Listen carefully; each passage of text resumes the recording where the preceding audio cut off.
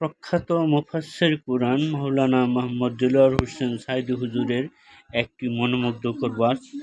চলুন আমরা একটু মন দিয়ে শোনার চেষ্টা করি ইনশাআল্লাহ। আল্লাহ রাব্বুল আলামিনের বাণী, ফাইন্না মাআল উসরি ইউসরান, ইন্না মাআল উসরি ইউসরা। আল্লাহ পাক বলেন, জেনে রাখো, দুঃখ এবং কষ্টের সাথে রয়েছে সুযোগ আর সুবিধা, আর অসচ্ছলতার সাথে রয়েছে উদার সচ্ছলতা। জোরে কোন সুবহানাল্লাহ। কাজে ভয় পাওয়ার কারণ নাই, হতাশ হওয়ার কারণ নাই। মন আশায় বুক বেঁধে রাখো। গুনাহ করেছো, হতাশ হয়ো না। যুবকদের গুনাহ করা স্বাভাবিক। ইউনিভার্সিটির ছাত্র, কলেজের ছাত্র, প্রফেসর, শিক্ষক, অফিসার ঘুষ খেয়েছেন, জিনা করা হয়েছে, মদ খাওয়া হয়েছে, মিথ্যা কথা বলা হয়েছে। যাই কিছু করেন না কেন, ভয় পাওয়ার কারণ নাই, নিরাশ হওয়ার কোনো দরকার নাই। আল্লাহ পাক ডেকে বলেছেন, কুল ইয়া ইবাদিয়াল্লাযীনা আসরাফু আলা আনফুসিহিম লা তাকনাতু মির রাহমাতিল্লাহ। আরে আমার আল্লাহর মতো এত ভালো আর কেউ আছে? এত দরদ আর কারো আছে? আমার আল্লাহ বলেন, ও নবী, আপনি শোনায় দেন,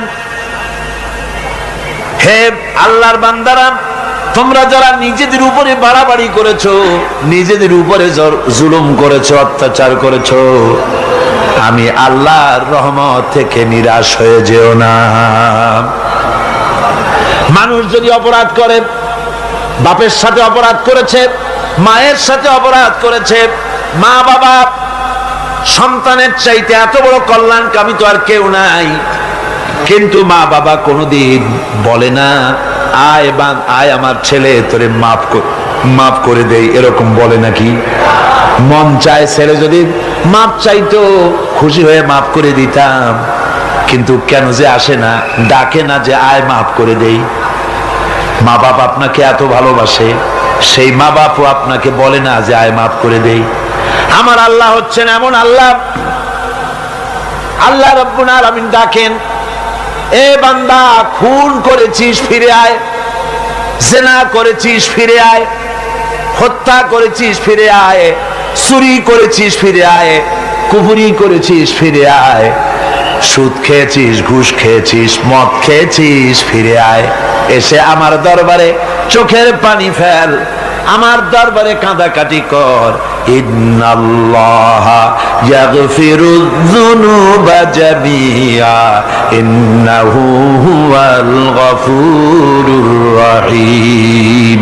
আমার দরবারে চোখের পানি ফেলে কান, আমি রব্বুল আলামিন জিন্দেগীর গুনাহ মাফ করে দেব।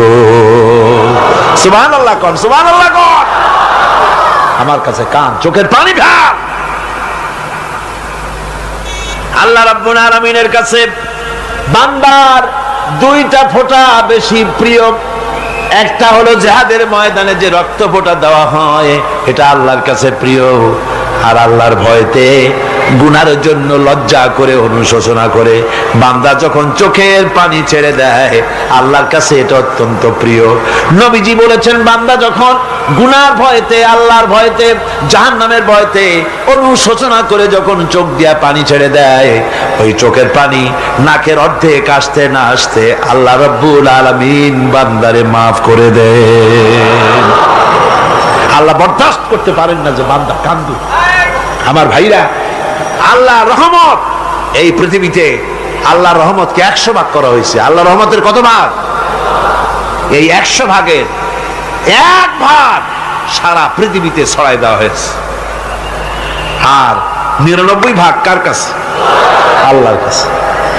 1টা ভাগ দুনিয়া ছড়ানো হয়েছে আদম আলাইহিস সালাম থেকে নিয়ে এই পর্যন্ত, এখান থেকে নিয়ে কিয়ামত পর্যন্ত পৃথিবীতে যত মানুষ আসবে, যত প্রাণী আসবে, তাদের মধ্যে প্রাণী জগতেও গাবি তার বাছুরকে ভালোবাসে, ঠিক কিনা? হাতি তার বাচ্চাকে ভালোবাসে, ঠিক কিনা? মুরগি তার বাচ্চাকে ভালোবাসে কিনা? প্রত্যেক মাই তার সন্তানকে ভালোবাসে মানুষের মতো। এই ভালোবাসা, স্নেহ, এই মমতা, এই করুণা, এই মহব্বত একটা ভাগ দুনিয়ায় দেওয়ার পর আপনি আর আমি যতটুকুন ভাগে পেয়েছি সেই মহব্বতে, স্ত্রীর মহব্বতে অস্থির, মায়ের মহব্বতে অস্থির, সন্তানের মহব্বতে অস্থির। এখন চিন্তা করেন, একটা ভাগ সারা পৃথিবীতে বিতরণ করার পর যেটুক পেয়েছি তাতে যদি এত মহব্বত হয়, তাহলে এর 99 ভাগ মহব্বত যে আল্লাহর কাছে জমা আছে, এই বান্দার জন্য তার কত মহব্বত, এই বান্দার জন্য কত করুণতা, কত মহব্বত, কত দয়াতা। এজন্য আল্লাহ রাব্বুল আলামিন বলেছেন, নাব্বি ইবাদি আন্নি আনাল গফুরুর রহিম। ও আমার নবী, সুসংবাদ দিয়ে দাও, বান্দাদেরকে শোনায় দাও যে আমি আল্লাহ তাআলা ক্ষমাশীল আর দয়াবান। হুজুর কাঁদতেছিলেন, হযরত ওমর রাদিয়াল্লাহু তাআলা আনহু এসে দেখেন হুজুর একা কাঁদতেছে। হুজুর জিজ্ঞেস করছেন, হযরত ওমর জিজ্ঞেস করলেন, হুজুর আপনি কাঁদেন কেন একা একা? হযরত ওমর বলেন, আমি যখন প্রশ্ন করলাম নবীজি বললেন, আমার কাছে কিছু আগে জিবরাইল এসেছিলেন, জিবরাইল এসে আমাকে বললেন আল্লাহ পাক বলেছেন, হে আমার নবী, ইসলামের ভিতরে থেকে যে সমস্ত মানুষগুলো ইসলামের ভিতরে থেকে চুল আর দাড়ি পাকায় দিছে, কিয়ামতের দিন এই লোকগুলারে আমি শাস্তি দিতে আমার শরম হবে। হযরত ওমর বলেন, হুজুর উম্মতের জন্য কত বড় খুশ খবর এটা, আর আপনি কাঁদতেছেন। হুজুর বলেন, ওমর তুমি জানো না আমার কান্নার কারণ ভিন্ন। আমার কান্নার কারণ হলো যে আল্লাহ রাব্বুল আলামিন কিয়ামতের দিন দাড়ি চুল পাকা বান্দারে শাস্তি দিতে শরম করবেন, সেই দাড়ি চুল পাকা বান্দাগুলি আল্লাহর সাথে নাফরমানি করতে শরম করে না। আমি এই লজ্জায় কাঁদতেছি। ভাইরা, হুজুর আল্লাহ পাক বলেন, ও আমার নবী, রাতের আধারে যখন একটা বুড়া আমার দরবারে হাত উঁচু করে, একটা বুড়া মানুষ রাতের আধারে যখন আমার দরবারে হাত উঁচু করে আর যখন বলতে থাকে, রব্বুল আলামিন আমার পেছনের জীবনটা বড় খারাপ করেছি, এমন কোন কাজ জীবনে করি নাই যা তোমার কাছে কিছু দাবি করতে পারি, সব রকমের নাফরমানি করেছি, আজ আমি বুড়া হয়ে গেছি, কামাই করতে পারি না, ছেলে আমাকে চোখে দেখতে পারে না, পুত্রবধূ আমাকে ঘরে জায়গা দেয় না, আমার স্ত্রী আমাকে দেখতে পারে না, রোজগার করতে পারি না, হাঁটতে পারি না, চলতে পারি না, সবার কাছে আমি তিতা হয়ে গেছি, আমি দাঁড়াতে পারি না, কোমরে ব্যথা পাই, হাঁটুতে ব্যথা পাই, চলতে পারি না, কানে শুনতে পাই না, চোখে দেখতে পারি না, আর তোমার কাছে কিছু চাইয়া নেব এমন ভালো কাজও করি নাই। এইভাবে যখন বান্দা কাঁদতে থাকে আমার দরবারে, ও আমার হাবিব আমার রহমতের দরিয়ায় জোশ মেরে যায়, আমার শরম হয় এই বুড়াটারে কেমনে খালি হাতে ফিরাইয়া দেই। সুবহানাল্লাহ, সুবহানাল্লাহ। আমার আল্লাহর এত দয়া, আমার আল্লাহর এত মায়া, এত মহব্বত। আমার আল্লাহ রাব্বুল আলামিন বলেন, وَإِذَا سَأَلَكَ عِبَادِي عَنِّي فَإِنِّي قَرِيبٌ। ও আমার হাবিব, আমার বান্দা আমার ব্যাপারে প্রশ্ন করে, আমি বান্দার একদম নিকটে। কোরআন শরীফের ভিতরে যত জায়গায় রাসূলকে বলা হয়েছে সুয়ালের কথা, আপনাকে প্রশ্ন করা হয়, আল্লাহ তার জবাব কুল এই কথা বলে জবাব দিয়েছেন। যত জায়গায় সুয়াল এসেছে, যেমন কোরআনে কারীমের মধ্যে আল্লাহ পাক বলেন, ওয়ায়াসআলুনাকা আনিল মাহিদ, মেয়েদের হায়েজ সম্পর্কে জিজ্ঞাসা করা হয়, কুল হিয়া আযা, হে নবী আপনি বলুন। এভাবে করে কুল দিয়ে জবাব দেওয়া হচ্ছে। আবার প্রশ্ন করা হচ্ছে, ওয়ায়াসআলুনাকা আনিল আনফাল, এই গনিমতের মাল সম্পর্কে হুজুর আপনাকে, হে নবী আপনাকে প্রশ্ন করা হয়। আল্লাহ কুল দিয়া জবাব দিলেন, আল্লাহ বলেন আপনি বলেন। ওয়ায়াসআলুনাকা আনিল খামরি ওয়াল মাইসির, আল্লাহ পাক বলেন নবী আপনারে প্রশ্ন করা হয়, কুল ফীহিমা ইসমুন কাবীর, আল্লাহ কুল দিয়া বললেন তুমি বলো। আবার বলা হলো, ওয়ায়াসআলুনাকা আনিল আহিল্লা কুল হিয়া মাওয়াকিতু লিন্নাস। ও নবী, আপনাকে প্রশ্ন করা হয় চাঁদের ক্রমবর্ধমান এবং ক্রমহ্রাস, এই যে বাড়ে আর কমে, পূর্ণিমা হয় অমাবস্যা হয়, কেন হয়? আপনি বলুন, কুল, আপনি বলেন, এটা আমি অর্থ এবং সময়, বছর আর দিন গণনা করার জন্য পৃথিবীবাসীদের জন্য বিনা পয়সায় একটা ক্যালেন্ডার বানাইয়া আকাশে ঝুলাই রেখেছি। এভাবে যত জায়গায় এসেছে আপনাকে প্রশ্ন করা হয়, তত জায়গায় আল্লাহ জবাব দিয়েছেন কুল, আপনি বলেন। গোটা কোরআন শরীফের ভিতরে এই একটি মাত্র জায়গা যেখানে বলা হয়েছে আপনাকে প্রশ্ন করা হয়। আল্লাহ এখানে বলতে পারতেন কুল, আপনি বলেন, আল্লাহ তোমাদের নিকটবর্তী, এভাবে জবাব হয় নাই। এটা কায়দাটা হলো এই, আল্লাহ বলতেছেন ওয়াইজা সালাকা ইবাদি, ও আমার নবী, প্রশ্ন তো আমার বান্দারা আমার ব্যাপারে করেছে, এবার আপনার জবাবের কোনো দরকার নাই। প্রশ্ন আমার ব্যাপারে, আমি নিজে জবাব দিয়ে দেই, ফা ইন্নী কারীব। ও বান্দা, আমার ব্যাপারে প্রশ্ন করেছিস, জবাব আমি দেই, আমি তোর সবচাইতে বেশি নিকটে। সুবহানাল্লাহ, কত নিকটে? ওয়ানাহানু আকরাবু ইলাইহি মিন হাবলিল ওয়ারিদ। তোর যে রগ, এই শাহরগের চাইতেও আমি তোর বেশি কাছে। সুবহানাল্লাহ। আমারে ডাক, আমারে ডাক, কলিজা দিয়া ডাক, অন্তর দিয়ে ডাক। মনের থেকে মানুষ যদি ডাকে, মুখের ডাক আর মনের ডাক এক জিনিস নয়।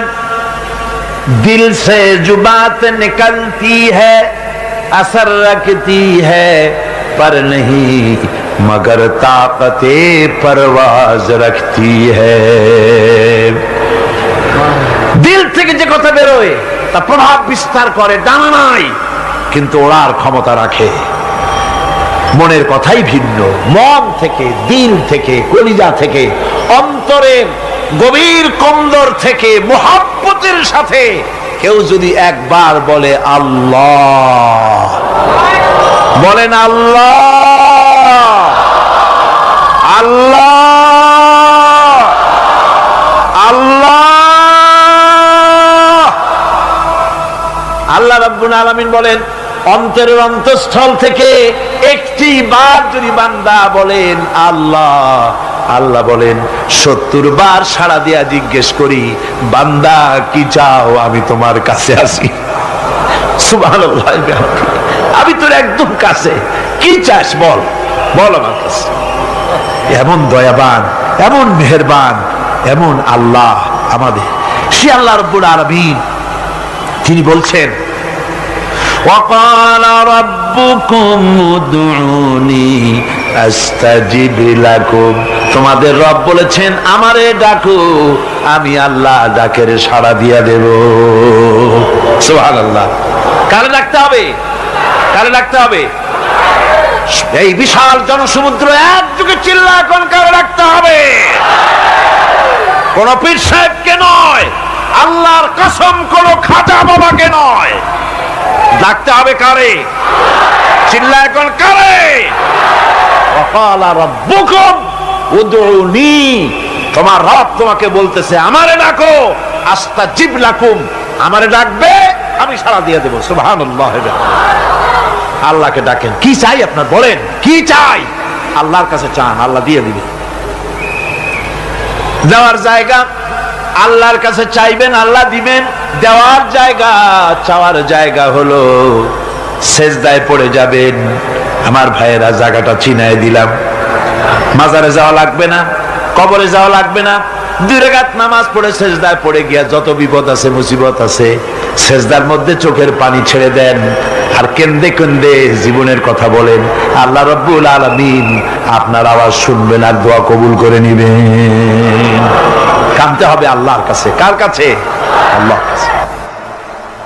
সুম্মা ইস্তাগফিরুল্লাহ, আর এরপরে সে যদি আমি আল্লাহর কাছে ক্ষমা চাই, ইয়াজিদিল্লাহ গফুরার রহিমা, সে আমি আল্লাহকে গফুর এবং রহিম হিসাবে পাবে। সুবহানাল্লাহ। আল্লাহকে গফুর এবং রহিম হিসাবে পাওয়া যাবে। সব আল্লাহকে বলতে হবে, গুনাহ মাফ চাইতে হবে। এই জন্য হুজুর সাল্লাল্লাহু আলাইহি ওয়াসাল্লাম দৈনিক 100 বার তওবা পড়তেন। কোন হাদিসে আছে 70 বার, কোন হাদিসে আছে 100 বার তওবা পড়তেন। নামাজের পরে তো প্রত্যেক নামাজই পড়তেন হুজুর, সালাম ফিরাতেন আর সাথে সাথে বলতেন আল্লাহু আকবার, আস্তাগফিরুল্লাহ, আস্তাগফিরুল্লাহ, আস্তাগফিরুল্লাহ। মনে থাকবে আপনাদের? মনে থাকবে? সালাম ফিরাইয়া কি বলবেন? না, সালাম ফিরাবার সাথে সাথে বলবেন আল্লাহু আকবার, তারপরে পড়বেন আস্তাগফিরুল্লাহ, আস্তাগফিরুল্লাহ, আস্তাগফিরুল্লাহ। তওবা পড়বেন, আল্লাহর কাছে সবসময় গুনাহ মাফ চাইতে থাকবেন, বিনীত থাকবেন। আল্লাহকে পাওয়া যাবে, তাকে রহিম হিসেবে পাওয়া যাবে। সুতরাং ঈমান বিল্লাহ, আল্লাহর প্রতি ঈমান আনলে পরে চতুর্থ নম্বরের যে উপকারটা হবে সেটা হলো হতাশায় ভুগবে না, নিরাশায় ভুগবে না, আশায় বুক বেঁধে উঠবে, ঈমান মজবুত হবে, আল্লাহর কাছে মানুষ বিনয়ী হয়ে যাবে।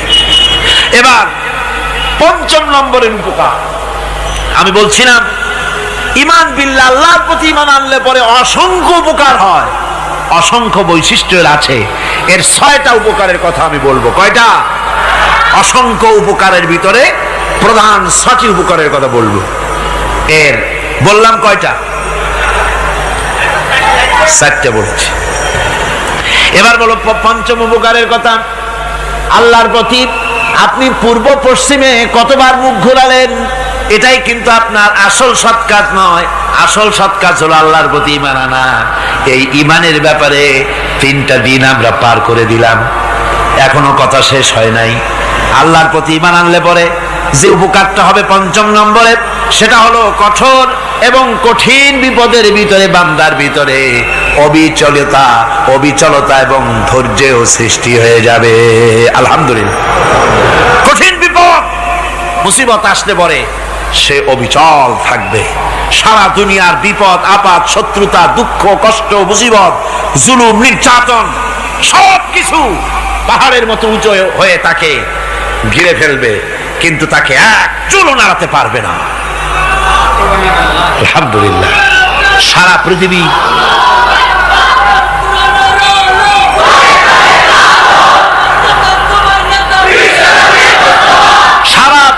একদিকে আর সে একা একদিকে থাকবে। বিরোধিতা তো হবেই, বিপদ তো আসবেই। কবি বলতেছেন, সাথে জাকা রহা হ্যায় अज़ल से ता इमरोज, सतेजा का रहा है अज़ल से ता इमरोज, चरागे मुस्तफावी से शरारे बुलहबीस। সে আবহমান কাল থেকে শুরু করে মুস্তাফা সাল্লাল্লাহু আলাইহি ওয়াসাল্লামের দীপ শিখার সাথে আবু জাহেল, আবু লাহাবের অগ্নিস্ফুলিঙ্গের টক্কর লেগেই আছে। রাসূলুল্লাহর আল্লাহর দেওয়া এই বিধান, এই দ্বীনের বাতিটা টিম টিম করে জ্বলেছে। আর গোরকি, টর্নেডো, হাজার হাজার মাইল বেগে হেরিকেন এসেছে, গোরকি এসেছে, টর্নেডো এসেছে, টাইফুন এসেছে, কিন্তু এই আলো নিবাইতে পারে নাই। সুবহানাল্লাহ। এই আলো নিবাতে পারে নাই। এই শত্রুতা চিরকালের, নিবাতে পারবে না। কারণ হচ্ছে আল্লাহ রাব্বুল আলামিন বলেছেন, ইউরিদুনা লিইউতফিউ নূরাল্লাহি বিআফওয়াহিহিম ওয়াল্লাহু মুতিম্মু নূরিহি ওয়ালাউ কারিহাল কাফিরুন। ওরা চায় মুখের ফু দিয়ে আমার আলোকে নিভিয়ে দেবে, কিন্তু আমি আমার আলোকে পূর্ণতা দান করব। তাতে কাফের বেঈমানদের কলজায় যত জ্বালা যন্ত্রণা হোক, আমার দ্বীন কেউ মিটাই দিতে পারবে না। সুবহানাল্লাহ। সুতরাং বিপদে অবিচলতা আসবে, সে অটল হবে, মজবুত হবে। কোরআনে কারীম বলতেছে, ওয়া কাযালিকা জাআলনা লিকুল্লি নাবিয়্যিন আদুওয়াম মিনাল মুজরিমিন। এই পৃথিবীতে এমনি করে আমি সকল নবীদের শত্রু বানিয়েছি, সব পাপিষ্ঠ অপরাধীদেরকে। নবীদের সাথে বিরোধিতা করেছে কারা? পাপিষ্ঠরা, অপরাধীরা। আজও খুঁজে দেখেন আজও ইসলামী আন্দোলনের বিরোধিতা যারা করে সবগুলি কি পাপিষ্ঠ। সত্য কি না কর? ইসলামী আন্দোলনের বিরোধিতা যারা করে হিসাব করে, চোখ দিয়ে তাকায় দেখেন, খুঁজে দেখেন তাদের নামগুলি। মদখোর, জিনাকার, বদমাশ, চোর, হাইজাকার, বেনামাজি, লুটেরা, মিথ্যাবাদী, সবচাইতে সমাজের নিকৃষ্ট লোকগুলি ইসলামের বিরুদ্ধে।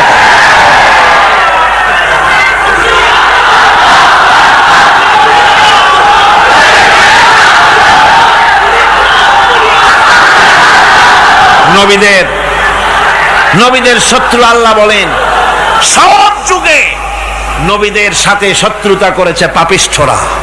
আল্লাহর কথা, কার কথা? সকল যুগে নবীদের সাথে শত্রুতা করেছে পাপিষ্ঠরা, নিকৃষ্ট ধরনের অপরাধীরা। সুতরাং নবী রাসূলদের অবস্থা যখন এই, তখন দ্বীনের দাওয়াত যারাই দেবে তাদের কিসমত এরকম হবেই। এই বাধার মোকাবেলা তাদেরও করতে হবে। এই যে বাধাটা আসে, এই যে মারে, অপরাধ কি? এই যে তারা চোর বা ডাকাত যাদের মারা হয়। আল্লাহ রাব্বুল আলামিন বলেন অপরাধ হলো ওয়ামা নাকামু মিনহুম ইল্লা আইয়ুমিনু বিল্লাহিল আজিজিল হামিদ। অপরাধ হচ্ছে ঈমানদার লোকদের উপরে নির্যাতন চালিয়েছে, অন্য কোনো কারণে নয়। কারণ একটাই, তারা আল্লাহর জমিনে আল্লাহর দ্বীন প্রতিষ্ঠা করতে চেয়েছে, আর কোনো অপরাধ না। জমিন আল্লাহর, জমিন কার? এই বিশাল জনসমুদ্র গর্জে উঠুন একযোগে, বলুন জমিন কার? আইন চলবে কার? এখানেই সংঘর্ষ বেঁধেছে আবহমান কাল ধরে। মানুষ অত্যাচারিত হয়েছে, সাহাবায়ে কেরাম অত্যাচারিত হয়েছেন। বুখারী শরীফের হাদিসে এসেছে রাসূল করিম সাল্লাল্লাহু আলাইহি ওয়াসাল্লামের কাছে হযরতে খাব্বাব গিয়ে উপস্থিত হয়েছিলেন। হযরতে খাব্বাব বলেন, হাদিসটা এভাবে লেখা হয়েছে বুখারীতে, ওয়ান খাব্বাব বিন আরিদ রাদিয়াল্লাহু তাআলা আনহু قال شكونا إلى رسول الله صلى الله عليه وسلم وهو متوسد بردة له في ظل الكعبة। রাসূলুল্লাহর কাছে গেলাম, কাবা শরীফের কাছে গিয়ে দেখি নবীজি একটা চাদর গায়ে দিয়ে তিনি আরাম ফরমাচ্ছিলেন কাবা শরীফের ছায়ায়। সেখানে গিয়ে বললাম, আলা তাস্তানসিরু লানা আলা তাদউ লানা ইয়া রাসূলুল্লাহ, হে আল্লাহর রাসূল, আপনি কি আমাদের জন্য আল্লাহর কাছে দোয়া চাইবেন না? আপনি কি আল্লাহর কাছে আমাদের জন্য সাহায্য চাইবেন না? আমাদের লোকগুলিকে, মুসলমানগুলিকে মারতে মারতে তো শেষ করে ফেলে দিল। তারা আমাদের সুমাইয়াকে মারলো, আমাদের খাব্বাবকে উটের সাথে পায়ের দড়ি লাগায় টানলো, আমাদের খোবায়েবকে তারা আগুনের উপরে চিৎ করে শোয়ায় রাখলো, না খায় রাখতেছে, মারতেছে।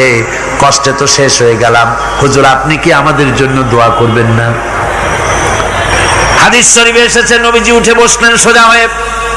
নবীজি বলেন, ও আমার সাহাবী, ও খাব্বাব শোনো, তোমাদের আগে এই পৃথিবীতে যারা দ্বীনের দাওয়াত দিতে এসেছিলেন তাদেরকে সমকালীন রাষ্ট্রশক্তি, সমাজ শক্তি তাদেরকে ধরতো। ফায়ুখাজুর রাজুলো, তাদেরকে তারা ধরতো। ফায়ুহফারু লাহু ফিল আরদ, আর তার জন্য জমিনের ভিতরে কবর বানাইতো।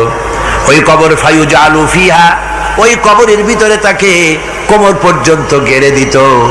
সুম্মা ইউতা বিল মানশার, এরপরে করাত আনতো। ফায়ুদাউ আলা রাসিহি, এরপরে ওই করাত তার মাথার উপরে রাখতো। ফায়ুজালু নিসফাইন, এরপরে করাত দিয়া চিরে জীবিত মানুষটারে দ্বিখণ্ডিত করে ফেলে দিত। মা ইয়াসুদ্দুহু যালিকা আন দীনিহি, ও আমার খাব্বাব, এত কষ্ট দেওয়ার পরেও সেই যুগের কোন মুসলমানকে, দ্বীনের দায়ীদেরকে আল্লাহর দ্বীন থেকে এক চুলো তারা সরাই দিতে পারে নাই, এক চুলো সরাতে পারে নাই। ওয়াল্লাহি, ও খাব্বাব, আমি আমার আল্লাহর নামে কসম করে বলছি, লা ইউতাম্মান্নাল্লাহু হাযাল আমরা হাত্তা ইয়াসিরার রাকিবু মিন সানা ইলা হাযরামাউত। আমি কসম করে বলি, আল্লাহ রাব্বুল আলামিনের এই সানা থেকে হাজারামাউত পর্যন্ত লোকেরা যাতায়াত করবে, সুন্দরী রমণীরা গমন করবে, সদাগরেরা যাতায়াত করবে, টাকা নিয়া পয়সা নিয়া যাতায়াত করবে। তাদের মনের মধ্যে লুটের ভয়, টাকার ভয়, চুরির ভয়, ডাকাতির ভয়, জেনার ভয়, হত্যার ভয়, ধর্ষণের ভয়, কোনো ভয় থাকবে না। লা ইয়াখাফু ইল্লাল্লাহ, আল্লাহ ছাড়া কোনো ভয় থাকবে না। এমন একটা সমাজ, এমন একটা সময় আসবে। ওয়ালাকিন্নাকুম তাস্তাজিলুন, অথচ খুব তাড়াহুড়ো তোমরা করতেছো। তাড়াহুড়ো করো না, সময় আসবে ইনশাআল্লাহ। আমার ভাইয়েরা, আমার বন্ধুগণ, কঠিন বিপদে অবিচলতা এবং ধৈর্যের দৃষ্টান্ত রেখে গেছেন আম্বিয়া আলাইহিমুস সালাম। সুবহানাল্লাহ। কঠিন বিপদে অবিচলতা, দৃঢ়তা, ধৈর্য কারে বলে, তার দৃষ্টান্ত কারা রেখেছেন? আম্বিয়া আলাইহিমুস সালাম। ওনারাই আমাদের আদর্শ, নবীরাই আদর্শ। সাহাবায়ে কেরাম রিদওয়ানুল্লাহ তাআলা আলাইহিম আজমাইন আমাদের আদর্শ। ভাইরা আমার, মুসা আলাইহিস সালামকে ফেরাউন যখন ঘিরে ফেলে দিল, কোরআনের সব কথা গল্প গুজবার ইতিহাসের জন্য লেখা হয় নাই। কোরআনের মধ্যে যা লেখা হয়েছে সব বান্দাদের উপদেশের জন্য, যাতে করে লোকেরা চিরটা কাল এর থেকে উপদেশ নিয়ে নিজেদের তৈরি করতে পারে। জোরে বলেন সুবহানাল্লাহ। মুসা আলাইহিস সালামের কথা আল্লাহ বলেন, ফেরাউন তাকে ঘিরে ফেলে দিল, পালাবার রাস্তা নাই। ফালাম্মা تراءى الجمعان قال أصحاب موسى إنا لمدركون। মুসা আলাইহিস সালামের উম্মতেরা বললেন, হে মুসা, পাকড়াও হয়ে গেছি, পালাবার রাস্তা নাই। তিন দিক থেকে আমাদেরকে ঘেরাও করেছে ফেরাউনের শক্তি। সামনে কি? দরিয়া, আর তিন দিকে কি? ঘেরাও আন্দোলন। পালাবার পথ নেই, পালাবার পথ নাই। সারাশি আক্রমণ, ঘেরাও আন্দোলন। এই যে ঘেরাও টেরাও তো আজকে নতুন নাই, ঘেরাও আসছে অনেক আগের থেকে। আসলে কথা বুঝতে পেরেছি। মাইক না থাকলে আমি কি করবো কোন? আজকে এরকম হচ্ছে কেন? আগামীকাল ঠিক হবে ইনশাআল্লাহ, রাগ করেন না। গান হচ্ছে, বসেন বসেন। শয়তান ঢুকছে মাইকের মধ্যে। অনেক সময় হয় কি, মাইকের হাই পাওয়ারের যে মেশিন আছে, এর ভিতরে ইথার থেকে রেডিওর ওই গানগুলি ওর মধ্যে ঢুকে পড়ে। কথা বুঝতে পেরেছে? এই জন্য শয়তান তো আর বসে থাকে না, ওরও তো কিছু করার আছে। ধৈর্য ধরেন, ধৈর্য ধরেন। কালকে অপারেটরদেরকে মাওলানা শামসুদ্দিন সাহেবের কাছে অনুরোধ করব, অপারেটর একটু ভালো করে হেদায়েত করে দেবেন। মাইকে আজকে আমার নিজেরও কষ্ট হচ্ছে, আমিও বুঝতে পারছি না যে আমার কথাগুলি কি আওয়াজে বেরোচ্ছে, যার জন্য আমাকে বেশি চিল্লাইতে হচ্ছে। বক্তাকে কি লাউডে তার কথা বেরোচ্ছে তা তার কানে আসতে হয়, তাহলে বোঝা যায় যে আমার কথাগুলি কিভাবে বেরোচ্ছে। এটা এই অবস্থায় সিচুয়েশন আজকে নাই, এবং লোকেরাও মাইকের ব্যাপারে আজকে অভিযোগ করেছে, যা বিগত 16 বছরে করে নাই। সেটের ব্যাপারে কোথাও কোনো অসুবিধা হয়েছে? মাইকটা ভালো, এবং মাইক যারা দেন প্রতি বছর খেদমত করে, আল্লাহ তাদের প্রতি রহম করুন। সবাই বলেন আমিন। এদেরকে রাগ করে পথে পাই আবার মারধর করেন না। সিলেটের যে তাফসির মাহফিল হয়, বিগত 19 বছর তাফসির করেছি একটানা, এবার 20 বছর পুরো হবে ইনশাআল্লাহ। সিলেটে একটানা 20 বছর তাফসির করতেছি সেখানে। তো মাইক, যে একটা লোক বিনা পয়সা মাইক দেয়, মাইকের ভাড়া সে নেয় না। তাফসিরে মাহফিলের মাইকের ভাড়া নেয় না। যে বছর এরশাদ সরকার আমাকে প্লেন থেকে নামতে দিল না, আপনাদের মনে আছে? সিলেট থেকে ফিরাই দিল। এই খবরটা মাইকম্যান যখন শুনেছে যে আমাকে নামতে দেয় নাই, ফিরাই দেওয়া হয়েছে, সাথে সাথে স্ট্রোক করেছে, হার্ট ফেল করে দুনিয়া থেকে বিদায় হয়ে গিয়েছে। সিলেটে তাফসির হতে পারবে না, এই কথাটা বরদাস্ত করতে পারে না। আমি কেঁদেছি আর দোয়া করেছি, আল্লাহ, কোরআনের মহব্বতে লোকটার এই অবস্থা হলো, তোমার জান্নাত তুমি দয়া করে তাকে দান করে দিও। কাজে কোনো ব্যবসায়ী চায় না যে তার ব্যবসাটা খারাপ হোক, লোকেরা মন্দ বলুক। এ মাইকের ব্যাপারে আপনারা আজকে রাগারাগ করেন না, যা হয়েছে কালকে ভালো হবে ইনশাআল্লাহ। সবাই বলেন ইনশাআল্লাহ। এখন চলেন আমরা ফেরাউনের অবস্থা দেখি গিয়া কি করতেছে ফেরাউন। মুসা আলাইহিস সালামকে ঘেরাও করে ফেলেছে, পালাবার উপায় নাই। একদিকে দরিয়া, তিন দিকে ফেরাউনের শক্তি। এই যে ঘেরাও টেরাও, মানে নতুন তো না, ধর্মঘট নতুন না, এ পুরানা জিনিস। এই পৃথিবীতে সর্বপ্রথম ধর্মঘট কিসের উপরে হয়েছে জানেন? এই পৃথিবীর প্রথম ধর্মঘট হয়েছে পেঁয়াজ, রসুন আর ডাইলের উপরে, মুসা আলাইহিস সালামের জামানায়। লান নাসবিরা আলা তাআমিন ওয়াহিদ, আমরা এক রকমের খাদ্য আর খাবো না, আমাদের পেঁয়াজ দেওয়া লাগবে, ডাল দেওয়া লাগবে, রসুন দেওয়া লাগবে। সর্বপ্রথম ধর্মঘট হয় মুসা আলাইহিস সালামের জামানায়, সেখান থেকে শুরু হয়েছে। কিন্তু মশাল মিছিল যে আসলো কই থেকে, এইটা আমি খুঁজে পাইনি। পরে প্রত্যেকটা জিনিসের তো ইতিহাস আছে, আমি খুঁজতে খুঁজতে পেলাম। আমি জানি না এর ইতিহাস মূলে কোথায়, কিন্তু আমি যদ্দূর খুঁজে পাইছি সেটা হলো মশাল মিছিলের আবিষ্কার হয়েছে লঙ্কায় রাবণের সময়। হনুমানের লেজে আগুন দিয়া তারপরে লঙ্কা কাণ্ড ঘষালো, নামই আছে লঙ্কা কাণ্ড। হনুমানেরা লেজে আগুন দিয়ে রাবণ যে লঙ্কায় মশাল মিছিল করেছিল হনুমানদের দিয়া, ওই হনুমানের ওই সিস্টেমটা এখনো আমাদের দেশে চালু আছে। এইটা আসলে কোন ভদ্র লোকের এই মিছিল হওয়া উচিত না। আগুন নিয়ে কিসের মিছিল? আগুন হলো জাহান্নামের প্রতীক। আগুন কিসের প্রতীক? জাহান্নামের প্রতীক। যদিও আমাদের উপকারে লাগে, কাজে লাগে। সুতরাং আমরা যা করব, প্রত্যেকটা জিনিসের পেছনে সুন্নতে নববীর কোনো না কিছু থাকতে হবে। কথা বুঝতে পেরেছেন? তিন দিক থেকে ঘেরাও হয়ে গেছে, পালাবার কোনো রাস্তা। হযরতে মুসা আলাইহিস সালামের কাছে উম্মতরা বললেন, পালাবার তো কোনো পথ নাই, এখন উপায়টা কি? আমাদের তো আর উপায় নাই।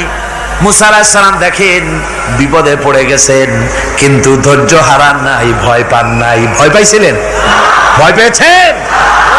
প্রশ্নই ওঠে না। মুসা আলাইহিস সালাম, আল্লাহ পাক যাদেরকে বলেছেন উলুল আযম রাসূল, যাদের বলেছেন তার মধ্যে হযরত মুসা একজন উলুল আযম পয়গম্বর। চারটিখানি কথা না, আল্লাহ কথা বলছেন তার সাথে, কালিমুল্লাহ তিনি। সুবহানাল্লাহ। মুসা আলাইহিস সালাম শোনালেন, কাল্লা ইন্না মাইয়া রাব্বি সায়াহদিন। কখনো নয়, আমার উম্মতেরা ভয় পেও না, আমার রব অবশ্যই আমাকে পথ দেখাবে। সুবহানাল্লাহ। তিন দিক থেকে শত্রু, একদিকে দরিয়া, পালাবার কোন রাস্তা নাই। সেখানে দৃঢ়তার সাথে তিনি বলছেন, অবশ্যই আমার আল্লাহ আমারে পথ দেখাবে। সুবহানাল্লাহ। নবীরা এই দৃঢ়তা দেখিয়েছেন, অবিচলতা দেখাইছেন। আল্লাহ পাক মুসা আলাইহিস সালাম যখন এই দৃঢ়তা দেখালেন, এই অবিচলতা দেখালেন, সঙ্গে সঙ্গে জিবরাইল এসে হাজির হয়ে গেলেন। আল্লাহ পাক বলেন, ফাআওহাইনা ইলা মূসা আন আদরিব বিআসাকাল বাহরা ফানফালাকা ফাকানা কুল্লু ফিরকিন কাত্তাউদিল আযীম। মূসা আলাইহিস সালামকে আমি ওহী নাযিল করলাম, তাকে বললাম হাতে যে লাঠি আছে, এই লাঠি দিয়ে আঘাত করো দরিয়ার উপরে। দরিয়ার উপরে আঘাত করলেন, একটা রাস্তা হয় নাই, 12টা রাস্তা তৈরি হয়ে গেল। আর দেওয়ালগুলা পাহাড়ের মতো উঁচা হয়ে গেল। দরিয়ার ভিতরে পাহাড়ের মতো উঁচা, মজবুত 12টা রাস্তা। এবার মুসা আলাইহিস সালাম তার দলবল নিয়ে চললেন। আল্লাহ রাব্বুল আলামিন বলেন, ওয়া আনজাইনা মূসা ওয়া মান মাআহু আজমাইন। মুসা এবং তার সাথী সঙ্গীদেরকে আমি পার করে দিলাম। মুসা আলাইহিস সালাম এবং তার সাথী সঙ্গী নিয়ে যখন দরিয়ার মাঝখানে আসছে, ফেরাউন তার দলবল নিয়ে এসে গেছে। আসে দেখে নদীর মধ্যে রাস্তা। বাবা, খুব তো কায়দা। ও মনে করছে ওর বাজানের তৈরি করা ডিস্ট্রিক্ট বোর্ডের রাস্তা। ওর লোকজন নিয়ে নেমে গেছে দরিয়ার ভিতরে, ও আসছে মাঝখানে, মুসা আলাইহিস সালাম চলে গেছেন ওপার, দরিয়া পার।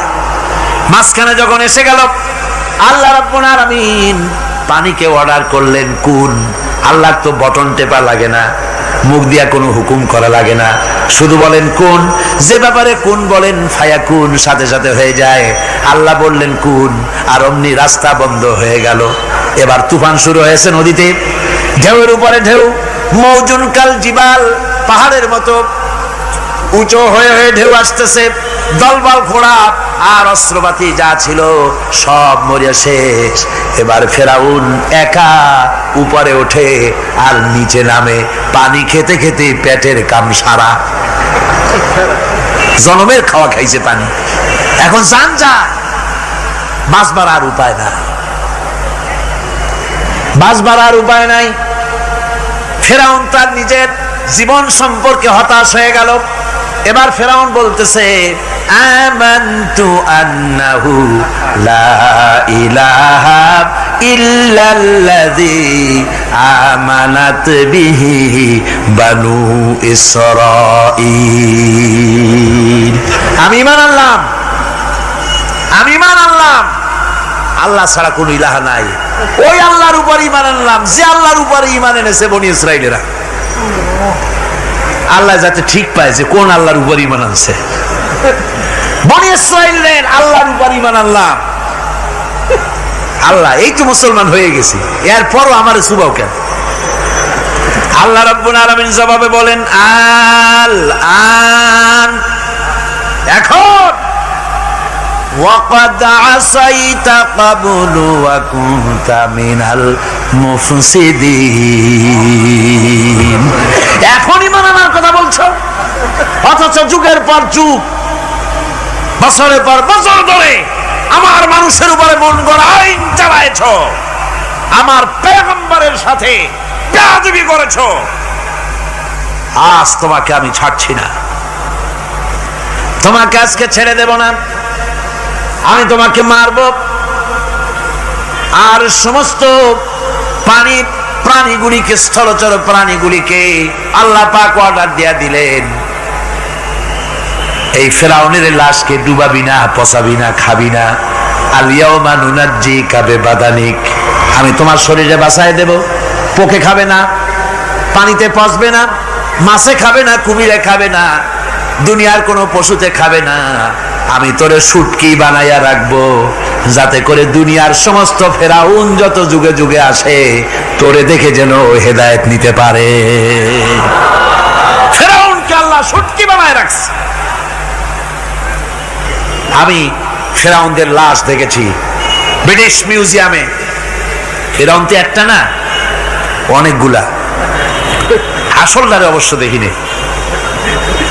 ব্রিটিশ মিউজিয়ামে ওই ফেরাউনগুলার লাশ যখন অসুবিধা হয়, মমিগুলি, তখন ইংল্যান্ডে নিয়ে যায় চিকিৎসা করাবার জন্য। চোখ টোক আছে গর্তের ভিতরে, তারপরে চামড়া টামড়া হাড়ের সাথে মিশানো, ওইভাবে চেহারা দেখলে মনে হয় যে সত্যি ফেরাউনিগুলা। আর ব্রিটিশের কাম মিশর থেকে না আনছে এমন কোন জিনিস নাই। আমি সেখানে এক বক্তৃতায় বলছিলাম, আপনারা এদের এখন সভ্য, এদের এখন ভদ্র, এরা হলো ইন্টারন্যাশনাল চোর।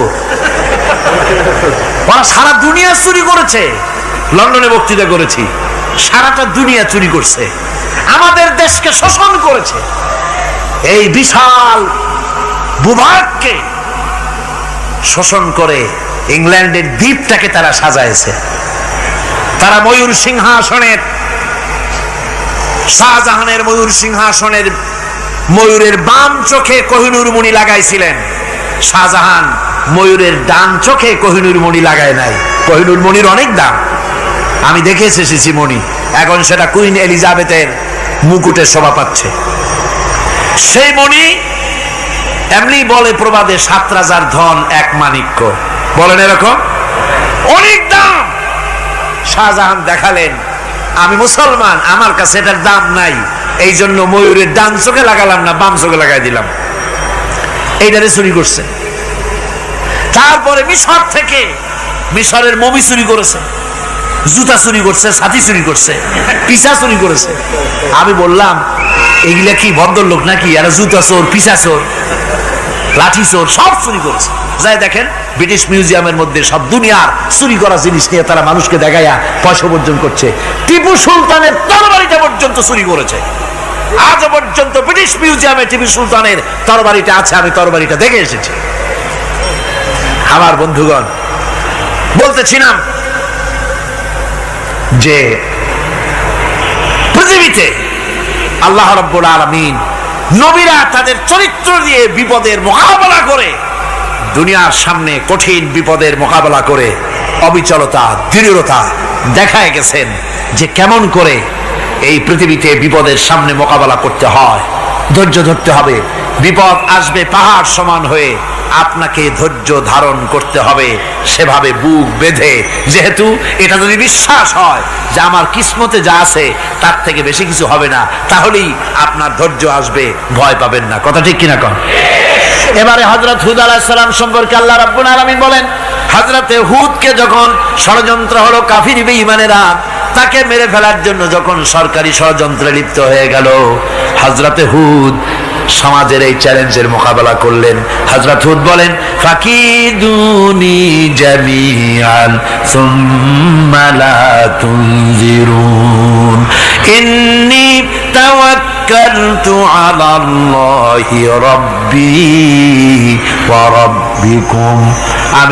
তোমরা তোমাদের ষড়যন্ত্র আমার বিরুদ্ধে যত পারো আমার বিরুদ্ধে ষড়যন্ত্র চালাও, এতটুকু আমার অবকাশ দিও না। আমি এমন আল্লাহর উপরে ভরসা করেছি যার হাতের ভিতরে তোমাদেরও জান আর আমারও জান। যা পারো তাই করো।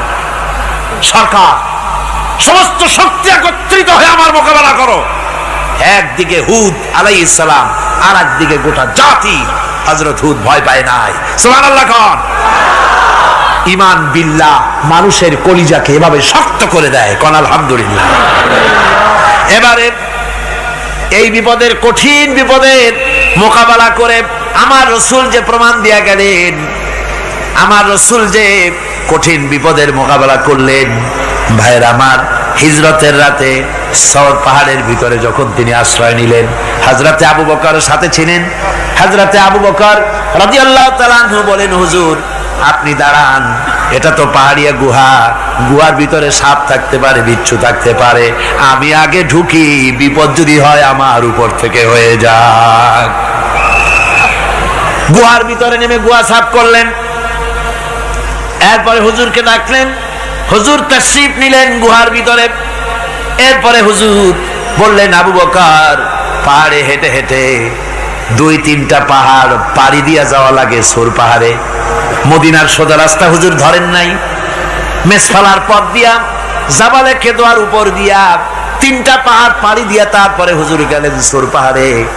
গুহার ভিতরে হুজুর তাশরীফ নিলেন।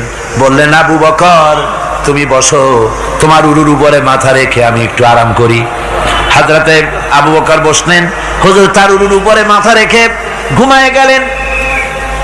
আর এরপরে কাফির বেঈমানেরা তালাশ করতে করতে কাফেরেরা এসে গেল পায়ের চিহ্ন দেখে দেখে গর্তের কাছে। হযরত আবু বকর ভয়তে কেঁদে ফেললেন, আহারে আর তো উপায় নাই, এবার তো ধরা পড়ে গেছি, এবার নবীজিকে মেরে ফেলে দেবে।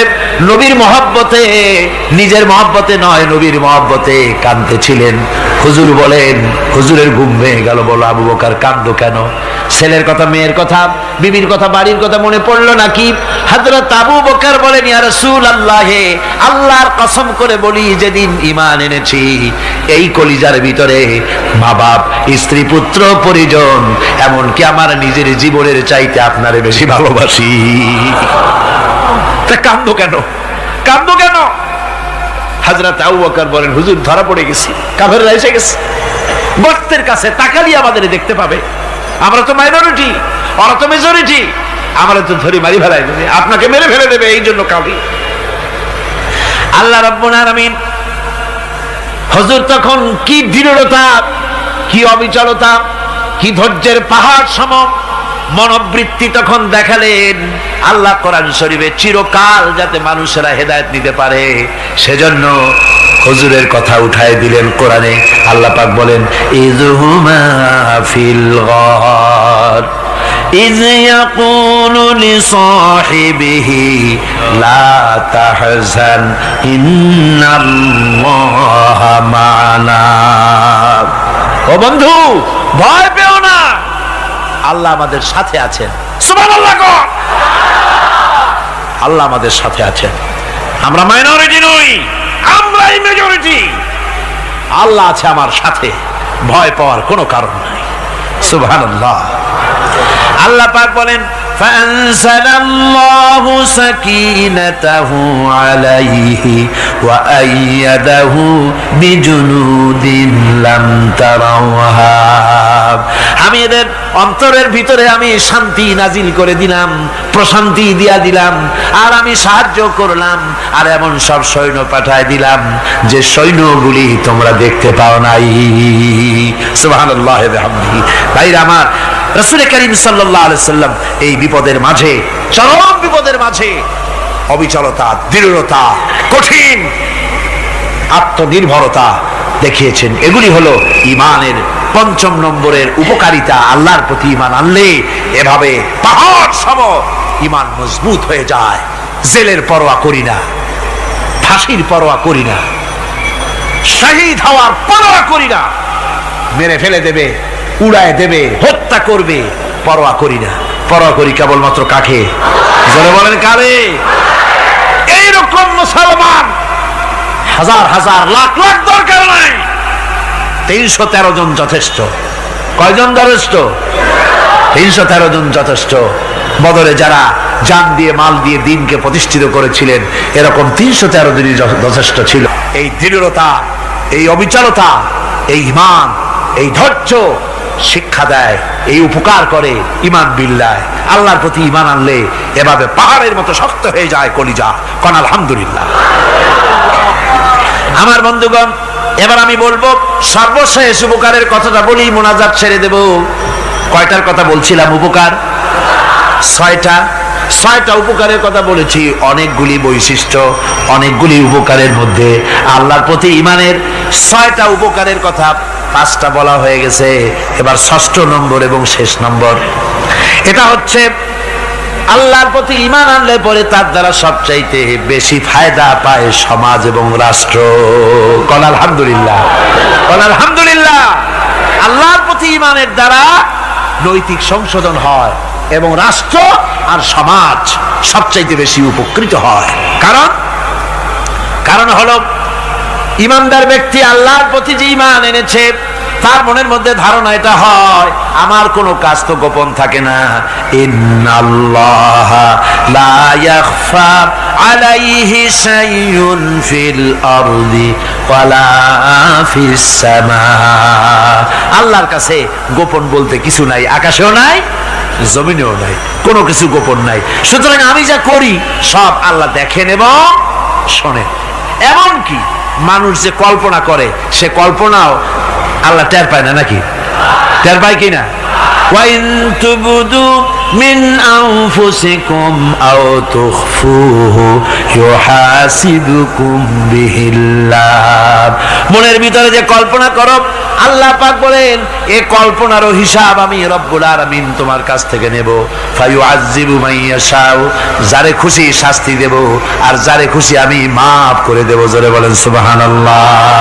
ফায়াগফিরু লিমান ইয়াশা ওয়া ইউআযযিবু মান ইয়াশা, যারে খুশি মাফ করব, যারে খুশি শাস্তি দেব, কল্পনারও হিসাব নেব।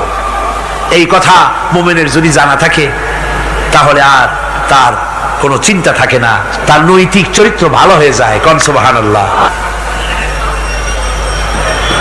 আমার বন্ধুগণ, ঈমানদার লোক, আল্লাহর প্রতি ঈমান আসলে পরে সমাজ উপকৃত হয়, রাষ্ট্র উপকৃত হয়ে যায়।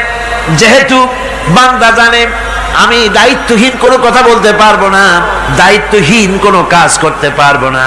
আল্লাহ পাক বলেছেন, মা ইয়ালফিযু মিন কাউলিন ইল্লা লাদাইহি রাকীবুন আতীদ। বান্দা এমন কোনো কথা বলে না যে কথা আমার ফেরেশতারা রেকর্ড করে না রাখে। কাজী মুমিন ব্যক্তি আল্লাহর ভয়তে দায়িত্বহীন কথা বলবে না। নির্বাচন আসলে পরে রাস্তা সোনা দিয়ে বান্ধায় দেব, এই করব সেই করব, না খাইয়া কেউ মরবেন না।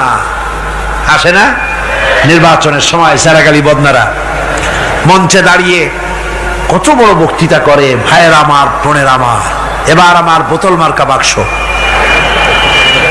আপনারা আমাকে ভোট দিয়ে দেশ এবং জাতির আরেকবার 12:30 বাজাইবার সুযোগ দিন। এবার ক্ষমতায় গেলে কেউ না খাইয়া মরবেন না, কিন্তু কি খাইয়া মরবে তাও বলেন। এর মানে হতে অর্থ হচ্ছে এই, ওরা যদি ক্ষমতায় যেতে পারে তাহলে বিষ খাইয়া হোক, গুলি খাইয়া হোক, কিছু না কিছু খেয়ে মরতে হবে। একেবারে খালি পেটে মরলে গ্যাস্ট্রিক হওয়ার সম্ভাবনা আছে। ঈমান বিল্লাহ যদি না থাকে, আল্লাহর ভয় যদি না থাকে, তাহলে দায়িত্বহীন কথা বলে। আর আল্লাহর ভয় যদি থাকে, তাহলে নৈতিকতার সংশোধন হয়ে যায়, দায়িত্বপূর্ণ কথা বলে, মানুষকে ফাঁকি দেয় না। আমার বন্ধুগণ, আল্লাহ রাব্বুল আলামিন তার বান্দা যারা আল্লাহকে ভয় করে, সে ভয় করা বান্দাগুলির মনের মধ্যেই চিন্তা এসে যায়, আমি যেখানে থাকি না কেন আল্লাহ আমাকে দেখতেছেন, শুনতেছেন। রাতে হোক দিনে হোক, যেখানে আছি আল্লাহ আমারে দেখতেছেন। আল্লাহ পাক বলতেছেন, ওয়া হুয়া মাআহুম ইজ ইউবাইতুনা মা লা ইয়ারদা মিনাল কওলি ওয়া কানা আল্লাহু বিমা ইয়ামালুনা মুহীতা। আল্লাহ পাক বলেন, আমি তো আমার বান্দার নিকটে তখনও থাকি যখন সে গোপনে গোপনে রাতের বেলায় আমার মর্জির খেলাফ পরামর্শ করে। আমার মর্জির খেলাফ পরামর্শ করতেছে রাত্রে, আমি তো তখনও কাছে থাকি, ওটা আমি শুনি। ঈমান যদি আসে, তাহলে এই সব কাজ থেকে সে বিরত থাকে। সে যদি কম হয় সেখানেও আল্লাহ, বেশিও যদি হয় সেখানেও আল্লাহ।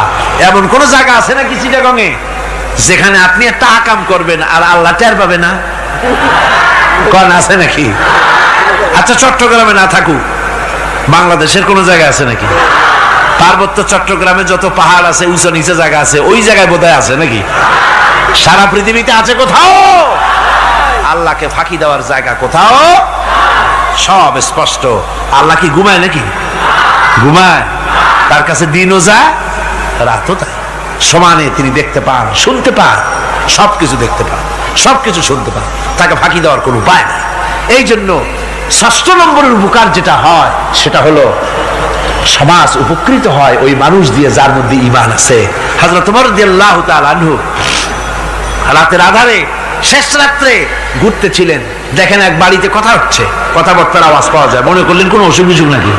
ঘরে গিয়ে কান পাচ্ছেন দেওয়ালের সাথে, শুনতে পাচ্ছেন ভিতরে বুড়ি মা তার মেয়েকে বলছে, এই মেয়ে ওঠ, উটের দুধ দোয়াই নিয়ে আসছি, এর মধ্যে পানি মিশা, তারপর সকালে বাজারে নিয়ে যা। মেয়ে বলছে, মা এই কামটা আমি পারবো না। কেন পারবি না? হযরত ওমর ফরমান জারি করেছেন, দুধে পানি মিশাতে নিষেধ করেছে, কাজে এই কাজটা আমি পারবো না। আরে বেটি, আমিরুল মুমিনিন দেখ এখন কোথায় যায়, ঘুমায় আছে। সে কি দেখতেছে নাকি যে পানি মিশাই না কি মিশাই? মেয়ে বলতেছে, মা আমিরুল মুমিনিনকে ফাঁকি দেওয়া যেতে পারে, তার পুলিশ বাহিনীকে ফাঁকি দেওয়া যেতে পারে, কিন্তু আল্লাহ রাব্বুল আলামিনের চোখকে ফাঁকি দেওয়া যাবে না। হযরত ওমর এই কথা শুনে বাড়ি চলে গেলেন, আর নিজের ছেলেকে ডেকে বললেন, ছেলে আমার, অমুক জায়গায় একটা বাড়ি আছে, সেখানে একটা যুবতী মেয়ে আছে, ওই মেয়েটার বিয়ে হয়েছে কিনা শোনো, যদি বিবাহ না হয়ে থাকে তুমি তোমার নিজের বিয়ের প্রস্তাব দাও। আমিরুল মুমিনিন এই মেয়েটা সুন্দরী কেমন, স্বাস্থ্য কেমন কিছুই দেখলেন না, দেখলেন তাকওয়া। কি দেখলেন? আল্লাহর ভয়। আল্লাহর ভয় যখন একটা জাতির মধ্যে আসে, পুলিশ লাগে না, পুলিশের কাজ কমে যায়। হুজুরের ওয়াজটি শুনে যদি আপনার একটু ভালো লেগে থাকে, তাহলে একটি লাইক, শেয়ার এবং কমেন্ট করবেন, যা ইসলাম প্রচারে সহযোগিতা করবে ইনশাআল্লাহ।